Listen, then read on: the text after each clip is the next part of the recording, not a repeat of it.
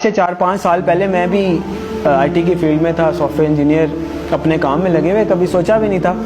لیکن کچھ ایسا اتفاق ہوا کہ تھوڑا سا اسٹڈی کرنے کا موقع ملا، تھوڑی سی آنکھیں کھلیں. تو ہم تو نارمل لائف میں چل رہے تھے، پھر ہمیں ریئلائز ہوا کہ ہم کدھر چل رہے ہیں. جب قرآن و حدیث کو اسٹڈی کرنے کی کوشش کی تو پتہ چلا کہ ایک بھی نشانی قیامت کی، ایک بھی نشانی جو بتائی گئی ہے علامات صغریٰ وہ باقی نہیں ہے، ساری کی ساری ہو چکی ہیں. اگر کسی کو کسی اسپیسیفک نشانی کے بارے میں کوشچن ہے تو مجھے بھی بتائیں. اول تو مطلب جو میں نے اسٹڈی کیا ہے مجھے تو تقریباً سب بھی ملی ہیں. تو ایک دن ایک صاحب کہنے لگے آپ تو کہہ رہے ہیں ساری ہو گئی ہیں، پیلے جھنڈے نہیں کہیں سے نکلے.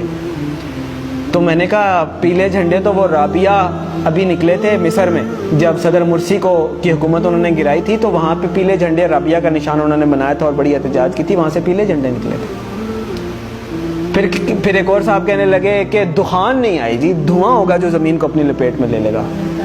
میں نے بتایا کہ دخان تو اللہ واللہ عالم، ہم عقل کل نہیں ہیں، لیکن دیکھیں ہم نے تو وہ دیکھنا ہے کہ جو ہماری سمجھ میں بات آتی ہے. آج سے 7-8 سال پہلے ہم بھی اسی پنجاب میں رہتے ہیں، اسی دنیا میں رہتے ہیں. دھند ضرور ہوتی تھی، دھواں بھی ہوتا تھا.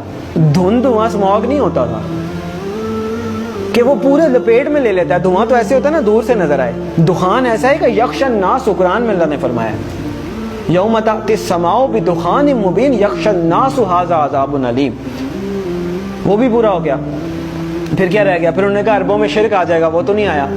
تو میں نے کہا میں بھی سوچتا تھا نہیں آیا، بلکہ جب میں یہ حدیث پڑھ رہا تھا تو میرے ذہن میں یہ تھا کہ پتہ نہیں عربوں میں شرک پتہ نہیں کب آئے گا. سب سے زیادہ قرآن حدیث وہاں پڑھا جاتا ہے،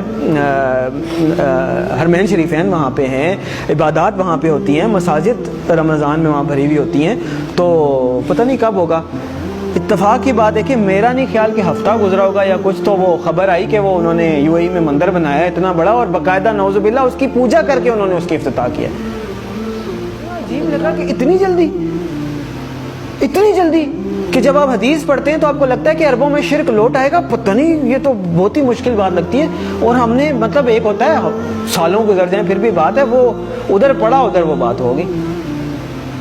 تو ایک بھی نشانی مجھے نہیں ملی. اگر کسی صاحب کو ملی ہے تو مجھے بھی بتائیں. اس کا مطلب ہے علامات صغریٰ ساری پوری ہو گئی ہیں. اب علامات کبریٰ کا وقت ہے. پہلی علامات کبریٰ میں سے پہلی کیا ہے؟ امام المہدی کا ظہور پہلی علامات کبریٰ میں سے پہلی بڑی نشانی ہے. دوسری ہے دجال کا ظہور. تیسری ہے حضرت عیسیٰ علیہ السلام کا حضرت عیسیٰ علیہ السلام کا آسمان سے آنا واپس. چوتھی ہے یاجوج ماجوج. 4 یہ نشانیاں ہیں قیامت کی علامات کبریٰ. پھر 2 اور نشانیاں ہیں، سورج کا مغرب سے نکلنا اور دعوت الارض کا نکلنا. کیٹیگرائزیشن یہ حدیث میں نہیں ہے کہ 4 نشانیاں یا 5 ہیں، ویسے بتایا گیا ہے. اس کو پھر علماء نے اپنے حساب سے، جیسے میں نے پہلے آپ کو بتائی دخان ہو گیا یا مختلف رابعہ ہو گئے، پہلی پیلے جھنڈے ہو گئے، یہ وہ ان کو علامات صغریٰ کہا گیا ہے، چھوٹی نشانیاں. اور یہ جو ابھی میں نے 4 آپ کو گنوائی ہیں نا، علامات کبریٰ کے طور پہ کیٹیگرائز کیا گیا ہے. لیکن یہ جو باقی 2 ہیں میں ان کو علامات کبریٰ میں کیٹیگرائز نہیں کرتا، میری اپنی ایک کیٹیگرائزیشن ہے. کیوں؟ اس لیے کہ آپ صلی اللہ علیہ وسلم نے فرمایا کہ جب دعوت الارض نکل آئے یا سورج مغرب سے نکل آئے پھر کسی کی توبہ قبول نہیں ہے. جو ہے جیسے ہے ویسے ہے، کوئی نیک ہے، بد ہے، کافر ہے، مسلمان ہے، پھر کسی کی توبہ قبول نہیں ہے. اس کا مطلب یہ ہے کہ یہ جو 2 نشانیاں یہ قیامت قائم ہونے کے واقعات ہیں.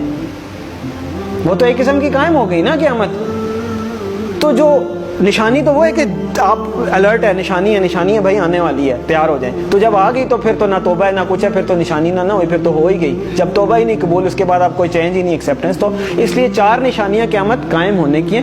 اس وقت تک پھر بھی چانس ہوگا، ایون دجال کے آنے کے بعد بھی چانس ہوگا اگر کوئی توبہ کرتا ہے، اللہ توفیق دیتا ہے. حضرت عیسیٰ علیہ السلام دنیا میں آتے ہیں، چانس ہے. یاجوج ماجوج آتے ہیں، چانس ہے. لیکن اس کے بعد دعوت الارض نکل آیا یا سورج مغرب سے نکل آیا، پھر ختم.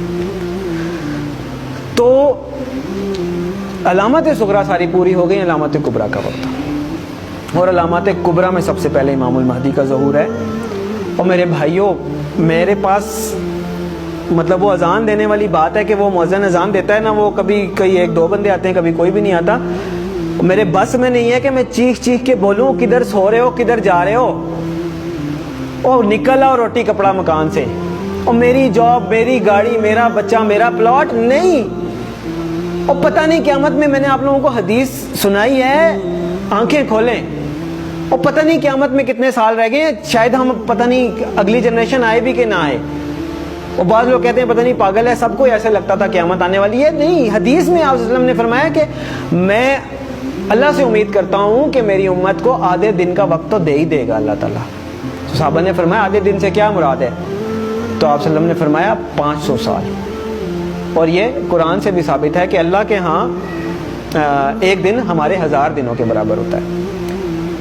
تو علامہ سیوطی بہت بڑے حدیث کے مفسر گزرے ہیں. لوگ کہتے ہیں آپ علامہ سیوطی کے اس پہ کیوں جا رہے ہیں؟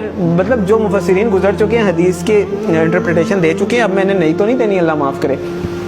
تو علامہ سیوطی رحمۃ اللہ علیہ نے اس کی انٹرپریٹیشن میں لکھا ہے کہ اس کا مطلب ہے کہ ایک دن کے بعد 1.5 دن، یعنی کہ پچھلی امتوں کو کسی کو 1 دن ملا، کسی کو آدھا دن ملا، کسی اس طرح، یعنی کسی کی عمر 1000 سال ہوئی، کسی کی 500 سال، مختلف. تو انہوں نے اپنے حساب سے بتایا کہ اس کا مطلب ہے 1 دن کے بعد آدھا دن اس امت کے لیے. یعنی باقیوں کو اگر 1 دن ملا ہے تو اللہ تعالیٰ اس امت کو آدھا دن مزید دے دے گا، باقیوں سے زیادہ تھوڑی سی مہلت دے دے گا. تو 1500 سال ہجری. او بھائی کدھر بیٹھے ہم؟ 1443 ہی ہے نا. تو گنتی کا حساب لگا لیں، 60 سال پورے نہیں رہتے. میں نہیں کہہ رہا. تو اس کا مطلب یہ ہے کہ تھوڑا سا، میں یہ نہیں کہہ رہا کہ 60 سال میں ہی آ جائے گی. یعنی اللہ تعالیٰ نے اگر آدھے دن کی مہلت دینی ہے، اللہ کی مرضی، تھوڑا بہت آگے پیچھے بھی ہو سکتا ہے. لیکن سمجھنے کی بات ہے کہ ہم بالکل ایج پہ کھڑے ہیں، گرنے لگے نیچے، اور دیکھ پیچھے جا رہے ہیں، دیکھ پیچھے جا رہے ہیں. وہ کہتے ہیں نا کہ سامان 100 برس کا پل کی